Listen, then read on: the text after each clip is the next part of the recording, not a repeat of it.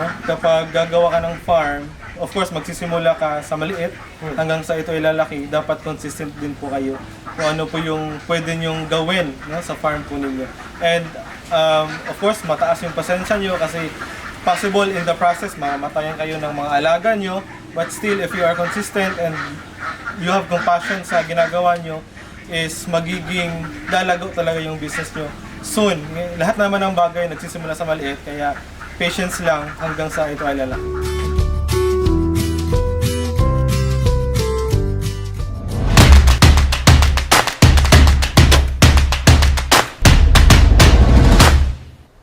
Mapagpalang araw sa ating lahat mga totoong mga Inday. Kaway-kaway! Yan, part 2 na namin video. Andito pa rin kami ngayon sa JK Integrated Farm. Dito yan sa Hagunoy, Davao del Sur. Kasama natin ngayon ang Farm Supervisor si Sir Jomar. Kaway-kaway tayo, Sir Jomar! Yes, at dahil kasama natin yung Farm Supervisor mga idol, syempre lahat ng task dito, lahat ng management, Tama. itatanong po natin sa kanya sa itik, kambing, baka, manukan po mga idol. Yan, so unang patigay pa lang, Sir Jomar, gaano ba kahirap i-manage ang ganito kalaking integrated farm dahil 1.5 hectares po ito mga idol?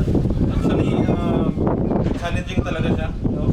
Sa sinabi ni Ma'am Pin kanina, mag-deal ka ng mga tao, and of course, yung mga hayop is may mga sakit din yan, no? So, kailangan mo gagamutin. So, sa tulong din naman ng mga tao is magagawa naman namin yun. So, isa din sa mga challenge namin is, alam mo yung maraming tao na naghahanap ng mga products na ganito, ganyan. So, we will start soon na maibigay yung mga products na kinakailangan. So yung mga totoong mga Inday, kung hindi nyo pa napanood yung part 1 ng aming video, panoorin nyo po dahil nag-tour kami kasama yung may-ari po, yung young student farmer natin, yung farm owner dito si Miss Mema, at may interview din kami sa farm owner na si Judge Tin, ano, yun. So partner, kung gano'n ka-challenging yung ganitong klaseng integrated farm, ang importante kasi partner, merong nagsusupervise.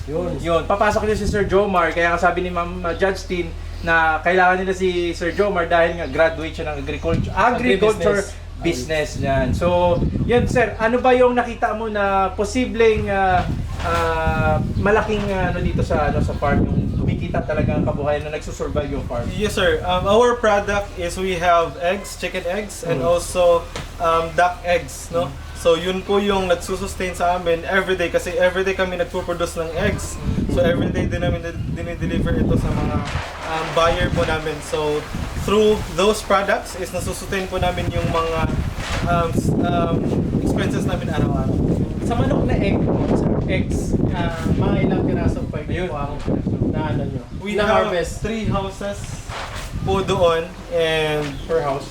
per house po is mag-harvest po kami ng 1,300 pieces and hanggang 1,500 pieces po. In total po, mga ilang So in total, more or less 3,500 po. itlog Yes po. per day? Yes po. Oh, gano'n siya kadami mga idol. Laki-laki pala. Sa itik naman po. Sa itik naman, more or less 2,000 to 3,000 eggs po per day. Ayun, Oh, ang dami naman Yes, pala mga idol. So total I think mga 5,000 to 6,000 eggs pa lang. lang. Oh. So eggs pa lang yun. Ano? Kung kailangan nyo ng itlog, punta lang kayo dito sa... Ayan, so eggs pa lang ba ito? Pero natikman natin kanina yung alugbati salad na may salted egg. Ang sarap partner. Oo. Ayun, so itlog pa lang pag nag-integrated farm kasi kayo, itlog pa lang at saka may strategy para maka-less kayo, makatipid kayo sa mga pagpapakain sa kanila. Yes. So yan, tuturuan tayo ni Mr. Jomar mamaya, kaya abangan nyo lang. Yes. So comment. Partner, sabi nga niya, kung kailan nyo ng itlog, punta po dito sa JK JK Integrated Farm. Araw-araw may produce silang itlog ng itik at saka itlog ng manok. May brown eggs pa. 5,000 to 6,000 piraso per day. Yes. Yun. So yun, matutumay drive. Pero ngayon, sa likod natin sir, ano ba tong meron dito? Meron kayong klaseng baka? We have Wagyu cow here. So when we say Wagyu po, is literally means Japanese cow. So they known as yung malalaking cow. So of course, ang sinabi ni Judge kanina na good for family lang ito, but ayun, dumami na. So kung kailangan nyo din ng mga ganitong product, So, punta din lang po kayo dito sa JK. Ayun. So yung mga totoo mga Inday. Not literally na Wagyu talaga na pure. yes. Parang upgraded lang, parang Bragyo. Crossbreed lang. Bragyo na cross lang. Ito yung kanyang mga produce. Sa mga sa mga nakapanood sa video namin last, no, si Sek Manny Pinyol at si Sir Arnel Corpus, yan, shoutout po sa inyo. Doon sa kanila galing Yes, sir. nakapagpahiram ng bowl partner na Butakal. Oo, para na traveling bull. Butakal. Ayan, so yan matuto mga Inday. Sige, dahil close friends sila ni Judge Tin, no? Siyempre malaki-laki din yung mga connections nila. So yun, sa Sir Jomar, ano pang possible na kita maliban dun sa itlog, ng itik, layer eggs ng mga manok, ano pa? So, of course, kung magbibisita po kayo dito, may mga foods din po kaming mai-prepare po para sa inyo. So, isa din po yun sa source of income namin. And also, we have yung mga, ano tawag dito? Yung salted eggs, no? Of course, kasi yung itlog po ng duck, kapag manipis po yung cover ng itlog, of course, kino-convert po namin ito sa salted egg. Then, nabibenta din naman po siya. Ayun, mas malaki kita. Pag manipis pa lang ang shell partner, kino-convert sa salted egg.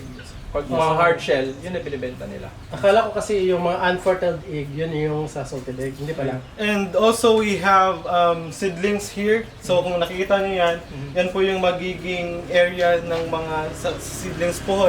So may mga bumibili din naman ng mga seedlings ito. Different kinds of seedlings po. Ayun, seedlings partner, tsaka yung greenhouse partner. Yes sir. Ayun. So yung partner, yun pala, ganun ka-challenging yung pag-start ng ganitong integrated farm. Sir Jomar, dito sa area nyo, paano nagkakaroon ng diskarte makatipid sa pagpapakain sa mga alaga? Kasi sobrang dami, may usa, may baboy, may baka, may kambing, merong gansa, merong pabo, merong itik, merong peking duck. Anong diskarte para So makatipid sa ang pagpapakain? ginagawa po namin ngayon is yung sinabi po ni Ma'am Tin na may isang lote doon sa kabila na yun po yung tinataniman namin ng mga grass para po pangkain po dito sa aming mga livestock. Yes po. Grass, tapos yung meron din kayong sorghum. Yes sir. Yes sir. Ayun, so yun mga totoo mga partner. Ayun. Nagtaka ko partner kasi bakit siya may atip yung kulungan ng baka? Kasi ito po yung mga baka na ito is inaalagaan po talaga namin. So hindi po namin pinapainitan. So kapag uulan din po, mas maganda kung may shade para hindi po sila maulanan. Ayun. Yes po. Special naman talaga ng mga baka. Yes sir. Yeah, so iba yung ano talaga kasi Modern, parang pang modern na to. Oo, kasi sa ibang bansa ganun partner eh. May ano din sila eh, may shading sila eh. So hindi sila masyadong may mga baka na farm produce na para mas quality, merong ganun na ginagawa nila. So, Nakashred pala partner, ano ang lab? Kinakain? Yes sir. Saging to sir? Hindi po, sorghum po. Sorghum. So, when we talk about modern, hindi po namin pinapakain diretso yung grass sa kanila, kundi dinadala po namin ito sa machines para po mas easy po sa mga baka natin na kainin yung mga grass po natin. Hindi na nila kaya nguyain siguro. No? Nakashred na. dilaan na lang tapos kain ng diretso. Ginagamitan po ng straw. Ay, joke lang po. Ayun, so yung mga totoong mga Inday. At sir, ano pa ang possible na ma-share nyo about dito sa farm nyo, sir? Ano pang pwedeng i-experience nila dito sa JK Integrated Farm? Of course, marami po. Yung sinabi po ni ma'am kanina na we have, kung may mga grupo pa kayo, pumunta dito, pwede pa kayong mag-barbecue po dito. So, and also, kung gusto niyo pong magpa-picture or yung mga wedding pictures, pwede po yan dito sa JK Integrated Farm. Yes po. So, meron silang gulayan dito, meron kambingan, bakahan, may pick-up pa sila partner. May fish pan din sila. May kapwa pa Yes, sir. natin unggoy. Oo nga. At saka, siyempre, may kuy pan. Dito. Oh, Yes yes. po, nandun po. Sa floating catfish po banda. Sa kapwa natin. No. Nakita ka, nagkaway-kaway nga kanina. Ayun. So yung mga totoong mga Inday, mas maganda pag nakapunta kayo dito sa JK Integrated Farm, makita nyo kung ano yung amenities nila. Kasi 2 years pa lang naman sila, still growing pa sila, Yes. still meron pa silang ginagawang mas maganda pa. Para sa sunod, pagpunta nyo, mas kompleto, mas maganda. Ayun. So, sir, pwede ba na maikot mo kami doon Yes, sa sir. itik na nagpo-produce ng 3,000 na itlog? Yes, sir. Or manok yun? Itik, di ba? Itik po. Ayun, pupunta po tayo doon mga idol sa itik. Ayun. So ano pa? Let's go. Let's go. Tara. Yan.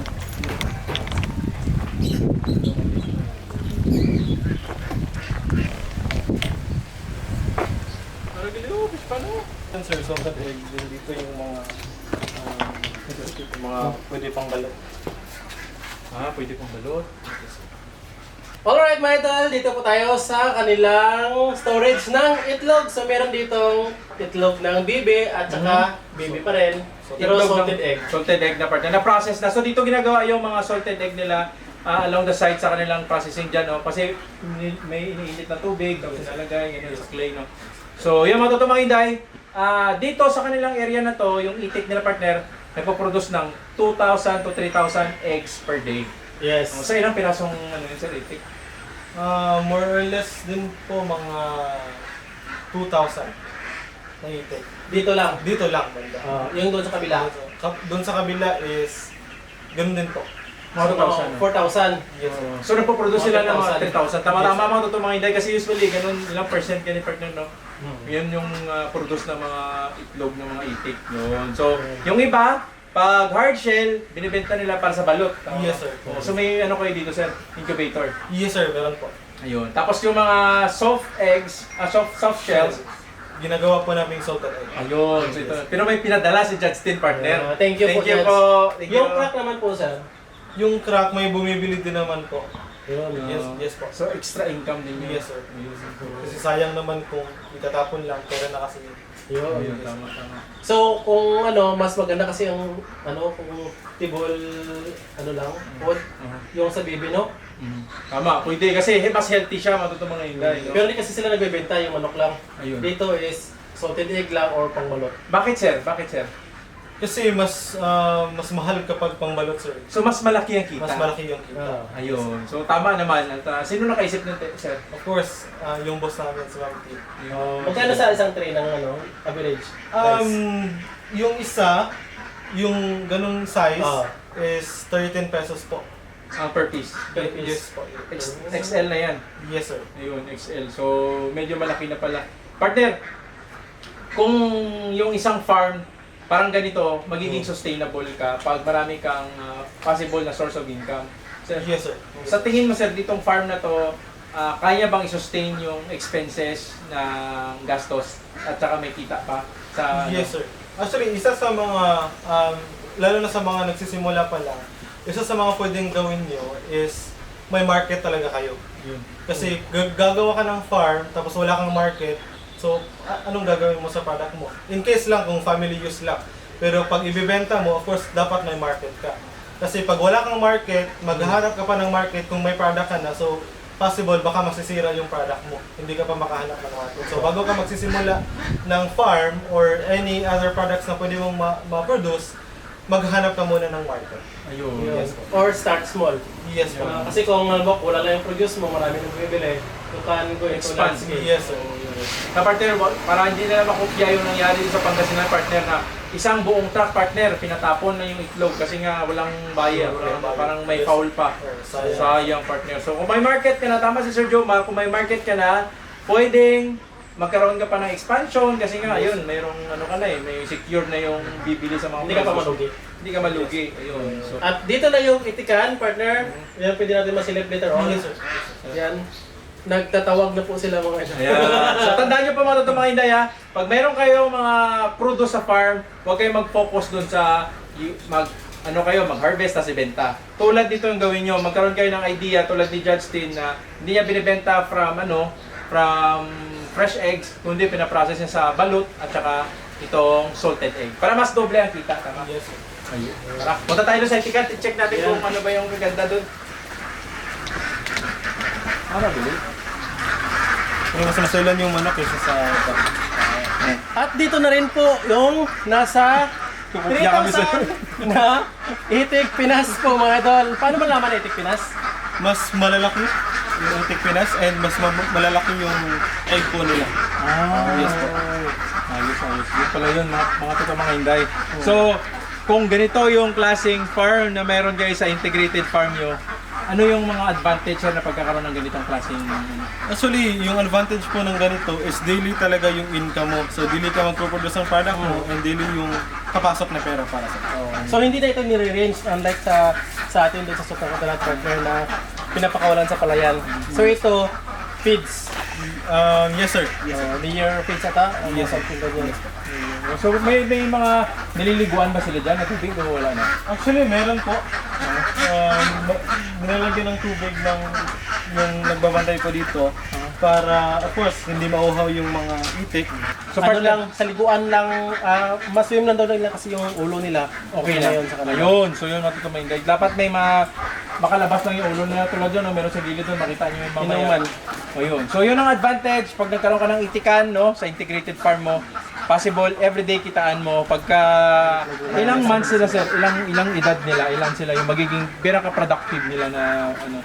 So, yung peak po na maraming itlog is 1 year to 2 years po yung duck po natin. Ayun, so yung partner. Pero hindi Least- naman siya uniform kasi minsan nagmo-molting sila. Ayun, so pagka productive yung ano nyo, itik nyo, yun yung chance nyo na talaga na mas nyo, ano, may factor din kasi ang ano feeding program no? Yes, Kasi kung bitin yung pagpapakain mo, bitin din yung itlog nila. Yes sir.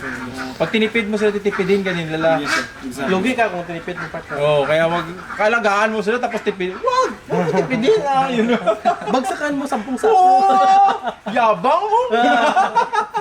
Yan, so maraming salamat kay Sir Jomar partner at medyo naikot-ikot na natin to. Meron silang mga saging, marami silang pwedeng possible na pwedeng makatipid sa pagpapakain ng kanilang mga alaga kasi nga marami din silang mga livestock eh. So yun nga sabi niya, meron silang isang area na para sa tinaniman lang sa pagkain ng mga baka, ng mga kambing, ng mga kung ano-ano. Yun ang ano nila, source of income, yung source of ano nila, pagkain para makatipid. Tapos dito lang sila naka-in-house yung mga baka, kambing, lahat. Ayun, so may mga sorghum din kayo sir no? Yes sir. Oh, yun. So mag-expand sila ng red papaya. Ayun. Yes sir. Tama. So ito sir, ano bang future plans dito sa ATEC? Ano kayo? Mag-expand pa ba kayo kasi mas maraming kita eh. Yes sir, actually isa sa mga plans po is kapag ma-organize yung kabilang lote, siguro mag-expand din po kami doon ng itikan. Yes sir, yun. Matutunan ng Inday ha. Kailangan kung makita mo na bitin yung mo, produce mo sa market mo, kailangan mag-expand. Kaya huwag mong hintayin. Bago kami mag-expand, of course, as sinabi ko kanina, dapat may market muna. Ayun. Yes sir. Ayun. So maraming salamat po mga idol. Sana po marami kayong natutunan sa ating video. Kung bitin man po ang information, please panoorin niyo yung first at second video natin doon sa kay Miss Mema at saka kay Attorney Tin po mga Judge idol. Tin. Yan. At saka kung marami kayong natutunan, please like naman po ang aming video mga idol. Please mag-subscribe po sa aming YouTube channel at saka sa Facebook page at saka i-share na rin. Marami po ang Ayan, makapanood. mga Inday. So, si Sir Jomar, ano yung best advice mo sa mga future na magkakaroon ng integrated farm kagaya sa inyo? Siguro yung consistent po, no? Kapag gagawa ka ng farm, of course magsisimula ka sa maliit hanggang sa ito ay lalaki, dapat consistent din po kayo kung ano po yung pwede nyong gawin, no, sa farm po ninyo. And of course, mataas yung pasensya nyo kasi possible in the process mamatayan kayo ng mga alaga nyo, but still if you are consistent and you have compassion sa ginagawa nyo, is magiging lalago talaga yung business nyo soon. Lahat naman ng bagay nagsisimula sa maliit, kaya patience lang hanggang sa ito ay lalaki. Ayun. So, mga mga Inday, very simple pero tatatak talaga sa inyo. Dapat consistent kayo sa farm nyo. Kaya maraming salamat sa inyo mga mga Inday. Maraming salamat kay Judge Tin, Miss Mema, kay Sir, yung husband niyo po. Thank you so much Sir Jomar at the whole team dito sa kanilang farm, sa JK Integrated Farm. Sir, welcome mo muna sila sa JK Integrated Farm. Of course, kung may plano kayo mag-visit sa farm or kanang gusto mo maglantaw sa mga tanom dire, sa mga fruits and sa mga vegetables, sa mga livestock po natin, welcome po kayo dito sa JK Integrated Farm located at Hagunoy, Davao del Sur. Yes, at Yes po. saka pwede nyo tikman ang kanilang itik Pinas na naka-deep fry. Yes, At sir. saka, ano Sarap pa yun, na. sir? Yung Yung po namin. Peking duck. Peking Yes, sir, duck. yung Peking duck. Meron, marami silang pwedeng... basta i-request nyo na si Sir Pwede din Jomar. lechon baboy. May discount pag sabihin Yes nyo po, na galing yung ano dito. Yung May native discount. version baboy. Ayan, so mga mga Inday. Thank you so much again. Please don't forget to subscribe. Please hit the button, yung subscribe button.